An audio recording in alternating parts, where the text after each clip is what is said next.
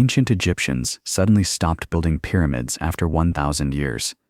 And the reason reveals why their entire civilization began to collapse. Before we continue, would you mind liking this video and subscribing to our channel? Now, let's discover the shocking truth behind one of history's greatest mysteries. For over 1,000 years, Egyptian pharaohs built increasingly massive pyramids as their eternal tombs. The Great Pyramid of Giza was the ultimate achievement, the tallest structure on Earth for 3,800 years. But around 1550 BC, pharaohs abruptly stopped building pyramids completely. The sudden end wasn't because they lost the knowledge or technology. It was because pyramid building was bankrupting Egypt. Here's the devastating truth.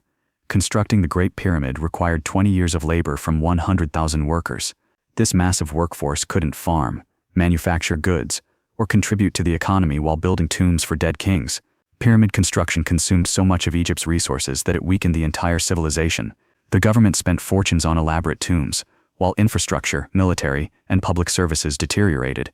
Even worse, pyramids became targets for tomb robbers.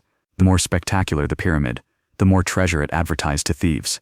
By 1500 BC, virtually every pyramid had been looted, making the massive investment completely pointless. Pharaohs realized they were building giant "rob me" signs that advertised exactly where their treasures were buried. The architectural magnificence that was supposed to protect them actually made them easier targets. The breaking point came when multiple pyramid-building pharaohs died with their monuments unfinished, leaving enormous half-completed structures that consumed resources but served no purpose. Egypt's economy couldn't sustain the pyramid-building tradition any longer. The civilization faced invasion threats, internal rebellions, and economic crisis partly caused by dedicating so much wealth to dead pharaohs. Pharaohs switched to hidden underground tombs in the Valley of the Kings, hoping secrecy would protect their treasures better than monumental architecture. But this strategy also failed. Tomb robbers found nearly all of them too. The most ironic part? King Tut's tomb was only discovered intact because he was a minor, unimportant pharaoh buried in a small, unremarkable tomb.